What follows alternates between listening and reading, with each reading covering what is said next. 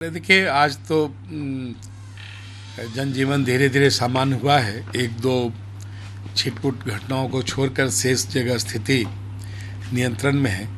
अब विगत 2 दिनों में जो शरारती तत्व हैं, नौजवानों के नाम पर, अग्निपथ के नाम पर जो सरकारी संपत्ति है उसको नुकसान करने का काम किया है, यह दुखद है और दुर्भाग्यपूर्ण भी है कि और इस तरह के तत्वों को ऐसे राजनीतिक दल जो कभी बिहार का भला नहीं कर सके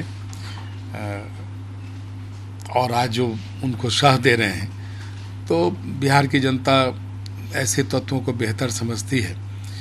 जान माल का नुकसान करके आप बिहार को बेहतर नहीं कर सकते, बिहार का भला नहीं कर सकते।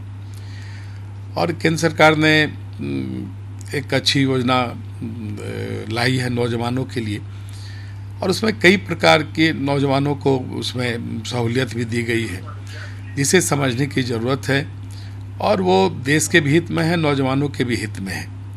और रक्षा मंत्रालय के हमारे सम्मानीय मंत्री रक्षा मंत्री जी ने लगातार अपनी बातों को कहा है। योजना के बारे में विस्तृत जानकारी इलेक्ट्रॉनिक मीडिया एवं प्रिंट मीडिया के माध्यम से पूरे देश को देने का काम किया है। क्या लग रहा है कि बीजेपी को टारगेट किया जा रहा है इस जितने भी अभी देखने को? हाँ, देखिए, कल तो निश्चित तौर पर भारतीय जनता पार्टी के कार्यालय एवं भारतीय जनता पार्टी से हमारी जो माननीय उप मुख्यमंत्री हैं और भारतीय जनता पार्टी के प्रदेश अध्यक्ष श्री संजय जायसवाल जी के आवास पर और उनके प्रतिष्ठान पर हमला करके उन्हें नुकसान पहुंचाने का प्रयास किया है। और इस तरह के जो उपद्रवी तत्व हैं, जिसे कहीं न कहीं कोई राजनीतिक हवा मिल रही है, तो वो भारतीय जनता पार्टी के बढ़ते प्रभाव से घबराए हुए हैं क्योंकि उनके पास बिहार के लिए, देश के लिए कोई एजेंडा नहीं है। तो स्वाभाविक है कि इस तरह के बहाना को वो ढूंढते रहते हैं और इस तरह के अवसर को ढूंढकर अगर कोई राष्ट्र और राज्य का हित करता है तो ऐसे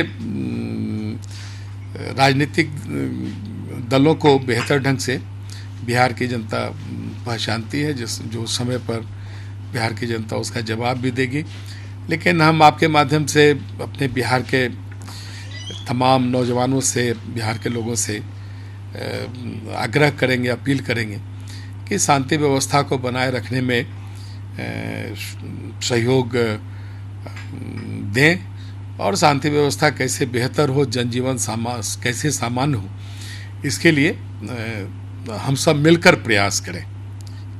लेकिन इस अग्निपथ को लेकर के बिहार एनडीए में ही एकमत नहीं है।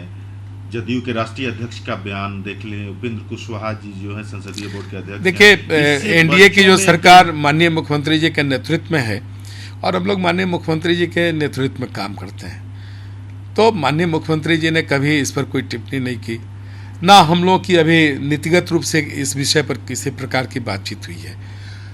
लेकिन हमारी पहली प्राथमिकता कानून व्यवस्था को बेहतर करना है, फिर इस पर हम सब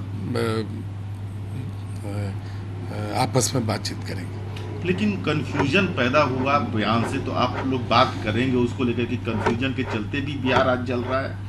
क्योंकि जदयू के नेता का आ गया बयान कि नहीं, इसको वापस लिया जाना चाहिए, आपका है कि नहीं ये छात्रों के हित में है, वहीं विपक्ष इसमें रोटी सेक रहा है। देखिए, उनकी अलग, जिन्होंने भी बयान दिया उनकी अलग दृष्टि हो सकती है, लेकिन ये बिहार के सरकार का बयान नहीं है। तो अभी बात होगी उसको लेकर के? हाँ, निश्चित तौर पर हम सब तो लगातार देश के हित में, राज्य के हित में अलग अलग प्लेटफॉर्मों पर आपस में कई अवसरों पर बातचीत करते हैं और उसका समाधान भी निकालते हैं। कहीं कुछ गलतफहमियां होती है तो उसको भी दूर करते हैं। लेकिन 2 दिन बिहार पुलिस सक्रिय नहीं देखी, आज जितनी सक्रिय दिख रही है, जितने पुलिस बल लगाए जा रहे हैं। कल से ही माननीय मुख्यमंत्री जी लगातार चिंतित भी थे। कल भी उन्होंने निर्देश दिया है, हमारे भी मुख्यमंत्री जी के साथ विस्तार से सभी बिंदुओं पर चर्चा हुई और कल शाम में एक बड़ी बैठक भी हुई जिसमें बिहार के सभी आला अधिकारी उससे जुड़े हुए थे और आज उसका प्रत्यक्ष रूप से उस निर्देश का प्रतिफल दिख रहा है।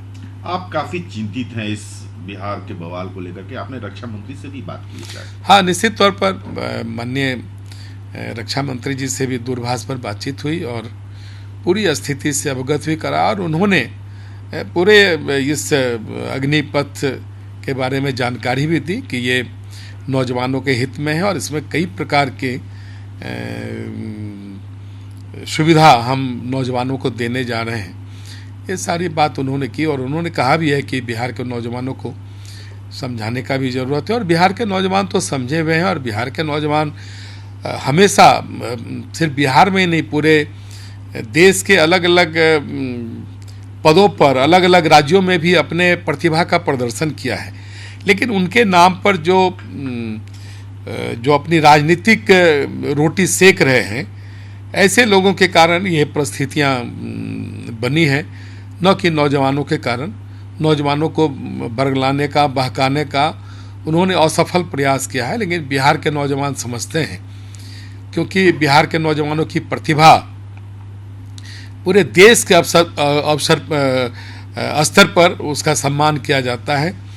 लेकिन ये जो राजनीतिक रोटी साधने के सेकने और साधने के चक्कर में जिस प्रकार से विगत 1-2 दिनों से सरकारी संपत्तियों का नुकसान किया गया है, वो दुर्भाग्यपूर्ण है। ऐसे लोगों को बिहार की जनता सबक सिखाएगी।